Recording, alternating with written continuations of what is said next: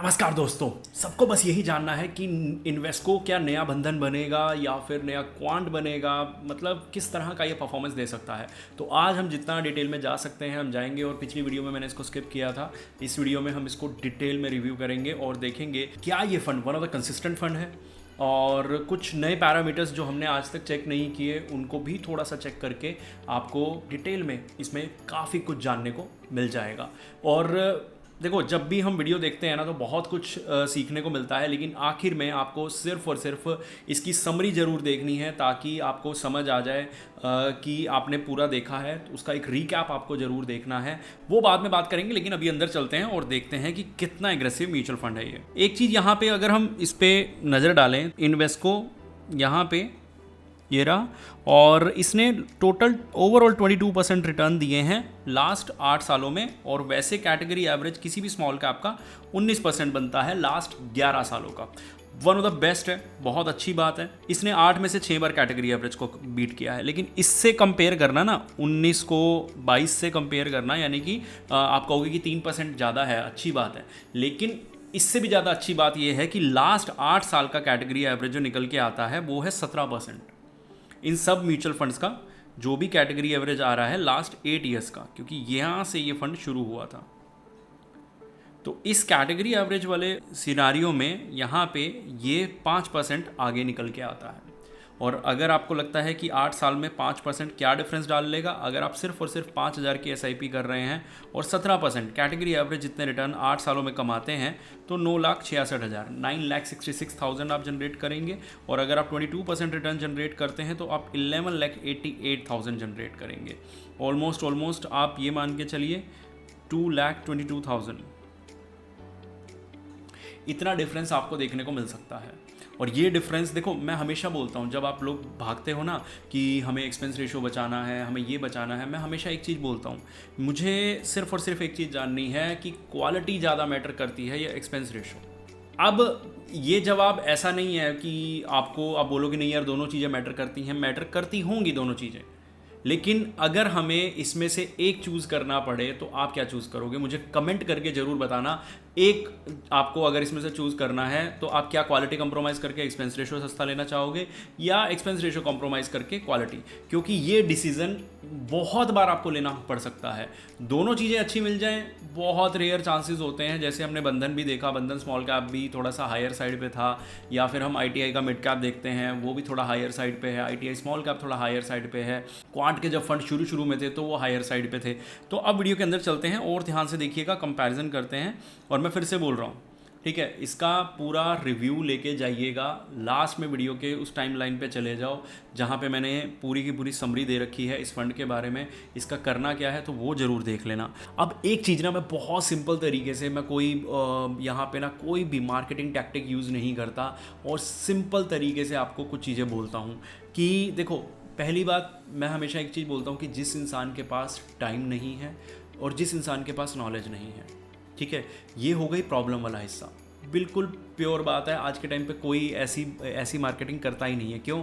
क्योंकि सिंपल होती है, आप लोगों को समझ आती है डर वाली मार्केटिंग। ओहो, आपका तो पैसा डूब गया, आप बम पे बैठे हो, you are sitting on a ticking bomb, ऐसी एडवर्टीजमेंट मैंने देखी हैं। लेकिन मैं यहाँ सिंपल बोलता हूँ, अगर आप एडवाइजरी, वेल्थ मैनेजमेंट, या फिर PMS, या फिर SIF, या फिर म्यूचुअल फंड में इन्वेस्ट करना चाहते हैं हमारे थ्रू, तो आपके पास दो प्रॉब्लम होंगी, या तो आपके पास टाइम नहीं होगा या नॉलेज नहीं होगी। दोनों चीज़ें प्रॉब्लम क्रिएट कर सकती हैं, लेकिन इसके साथ साथ आपको वेल्थ जनरेट करनी है।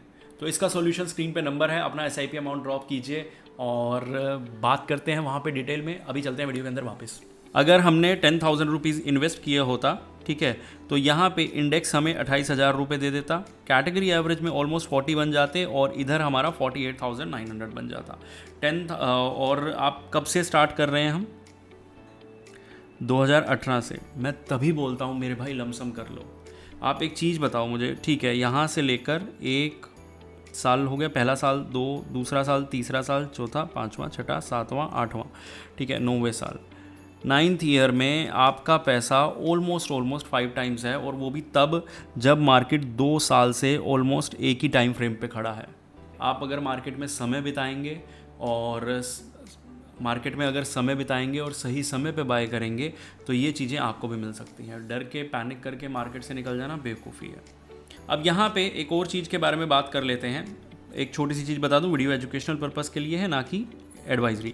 अब यहाँ पे इसने कैटेगरी एवरेज को कब कब बीट किया है। अब आप कहोगे भाई ऊपर तो बता दिया, लेकिन ये एक हमने वेबसाइट से निकाला है, जो ऊपर का डेटा था वो हमने खुद निकाला था। इसने कब कब अपने कैटेगरी एवरेज को हमारे कैलकुलेशन के अकॉर्डिंग कब बीट नहीं किया। तो ये कब कब अपने कैटेगरी एवरेज को बीट नहीं कर पाया, यहाँ पे ये अपने 2020 में अपने कैटेगरी एवरेज को बीट नहीं कर पाया और 2022 में। उसके अलावा इसने हर जगह किया है। अब अगर मैं कंपैरिजन करूँ वेबसाइट के डेटा से तो इसमें क्या समझ आता है, इसने कैटेगरी एवरेज को कब कब बीट किया है। 25 में बीट किया है, 24 में, 19 में किया है, 20 में नहीं कर पाया। 20 में ये यहाँ पे इनके अकॉर्डिंगली 5% पीछे रह गया, मेरे हिसाब से 4%, रफली नंबर सेम है, ठीक है। यहाँ पे इसने 2021 में किया है, 2022 में फिर ये 1-1.5% से नहीं कर पाया, 2023 में। तो एक चीज़ देखो, अब मैं बता रहा हूँ कि हमारा रिसर्च और ये वेबसाइट का रिसर्च ऑलमोस्ट सेम है। नंबर्स थोड़े आपको अलग दिख सकते हैं, इनका यहाँ 31 है, मेरा 30 है, तो ये कैटेगरी एवरेज अलग हो सकता है, लेकिन उसके अलावा बाकी सब ठीक है। इंडेक्स से अगर आप कंपेयर करते हो तो जब मार्केट बहुत ज़्यादा ख़राब चल रहा होता है जैसे कि 2025 में, तो इंडेक्स भी बीट नहीं हो पाता, कैटेगरी एवरेज से ही बीट नहीं हो पाता। तो वहाँ पे इंडेक्स लेने का कोई फ़ायदा नहीं है, क्योंकि यहाँ पे आप अगर कंपेयर करोगे तो यहाँ मतलब आधा, मतलब एक जगह आपको 40% मिल रहे हैं, एक जगह 16%, तो बहुत डिफरेंस है इंडेक्स वगैरह। और यहाँ पे मैं आपको एक और चीज़ दिखाना चाहता हूँ। आप कहोगे कि भाई जब वेबसाइट पे सब कुछ अवेलेबल है तो वेबसाइट से ही क्यों ना उठा लिया जाए डेटा, और क्यों खुद का डेटा बना के लोगों को ये बोलना कि हम अपना करते हैं, ठीक है। मुझसे एक किसी ने पूछा था कि सर आजकल वेबसाइट पे हर चीज़ अवेलेबल होती है। अब मुझे ये बताओ कि यहाँ पे आपको लग रहा है कि ये चीज़ ठीक है क्या? ये बता रहा है कि इंडेक्स कहाँ पे इन्वेस्टमेंट कर रहा है, लार्ज में इन्वेस्टमेंट कर रहा है। कौन सा इंडेक्स से कंपेयर कर रहे हैं ये? स्मॉल कैप इंडेक्स से। स्मॉल कैप इंडेक्स का एक भी मतलब इस सर्कल का एक भी हिस्सा इधर नहीं है। और अगर मैं इधर बात करूं इन्वेस्टमेंट की, इसके अंदर जो यानी कि ये अपने फंड के अंदर, तो बहुत छोटा हिस्सा इसके अंदर है। और यहाँ पे अगर आप बात करें तो ये मिड ग्रोथ बता रहा है इसको, स्टाइल को, स्मॉल कैप फंड को, जबकि रूल के अकॉर्डिंग 65% पैसा किसके अंदर होगा, स्मॉल कैप के अंदर होगा। इनका कैपिटलाइजेशन भी ऐसे सेव होता है, मुझे नहीं पता, तो कि ये स्मॉल को लार्ज कर देते हैं। तो चलो कोई बात नहीं, इस तरह की चीज़ें। एक चीज़ और, अब मैं आ जाता हूँ समरी पे। इस चीज़ का ध्यान रखना, जो चीज़ बहुत अच्छी है कि जो ये ताहिर बादशाह है ना, ये इनके साथ जुड़े थे 30 अक्टूबर 2018 को, जब ये फंड स्टार्ट हुआ था, और आज तक ये साथ में है प्रेजेंट। तो ये बहुत अच्छी बात है कि ये पूरा टाइम फ्रेम जो फंड मैनेजर साथ रहा है, 7-8 साल हो गए जिसको, तो वो अपने आप में एक बहुत बड़ी बात है। नहीं तो फंड मैनेजर 4 साल में, 5 साल में, और कई फंड तो बहुत तगड़ा परफॉर्मेंस देने के बाद 2 साल में ही चेंज हो जाते हैं, और स्पेशली इस जैसी एएमसी के। क्यों? इनको एचडीएफसी, आईसीआईसी, एसबीआई और बड़ी बड़ी एएमसी हायर कर लेती हैं। लेकिन यहाँ पे मुझे नहीं पता, हाँ ऑब्वियसली बात है इनको मौके मिले होंगे, लेकिन इन्होंने यहाँ पे रहने का फैसला किया, जो कि इन्वेस्टर के लिए बहुत सही साबित हुआ। अब समरी, हाफ मिनट की समरी मैं बोल देता हूँ, आपको ये जानना बहुत ज़्यादा ज़रूरी है। 30 सेकंड की समरी आपके लिए बहुत ज़रूरी है। तो ये चीज़ देख लो कि यहाँ पे ये फंड कंसिस्टेंट है। लास्ट 3 ईयर्स में मार्केट अपने कैटेगरी एवरेज को बीट कर रहा है, तो ग्रोथ प्लस कंसिस्टेंट ये हमें मिल गया। ऊपर से इसका टाइम फ्रेम बहुत अच्छा है, फंड मैनेजर बहुत अच्छा है। इस वीडियो में हमने कुछ चीज़ों को छोड़ा है, जैसे कि हमने इसका पोर्टफोलियो, टर्नओवर रेशोज़, कुछ रेशोज़ को कंपेयर नहीं किया, लेकिन इसके रेशोज़ ऑलमोस्ट बंधन के जैसे ही हैं। तो क्या ये नया क्वांट बन पाएगा? देखो, क्वांट जिस तरह से बुल रन में दे रहा था, तो अगले बुल रन में इन्वेस्को और बंधन सेम काम कर सकते हैं। ओके, लेकिन अभी वही बात है ना, अब हम बुल रन के लिए किसी नंबर्स पे, किसी एनालिसिस पे डिपेंड है ही नहीं। इसलिए यहाँ पे काफ़ी चीज़ें प्रेडिक्ट करना मुश्किल हो जाता है कि कब टर्न अराउंड आएगा। क्यों? क्योंकि पहले क्या था कि मार्केट अप्रैल में ठीक होने वाला था। रीज़न क्योंकि सबको ही पता था, और सब यही बोल रहे थे, और हमारा भी एनालिसिस यही बोल रहा था कि अप्रैल में नंबर्स अच्छे आएंगे तो मार्केट वहाँ पर रिकवर करेगा। लेकिन फैब में वॉर हो गई। तो इस चीज़ का पूरी समरी ये है कि अभी बेशक आप वेट कर लो, ठीक है, जो पोर्टफोलियो चल रहा है चला लो। जिस दिन यूएस ईरान वॉर रुक जाए, आपको लगा गुड न्यूज़ आएगी, सेम डे बेशक अपना पोर्टफोलियो चेंज कर देना। लेकिन अगर उससे पहले आपको एक वॉच लिस्ट बनानी है तो बना लेना, आपके लिए बहुत हेल्पफुल साबित होगी। होपफुली आप समझ गए होंगे। मिलते हैं अगली वीडियो में।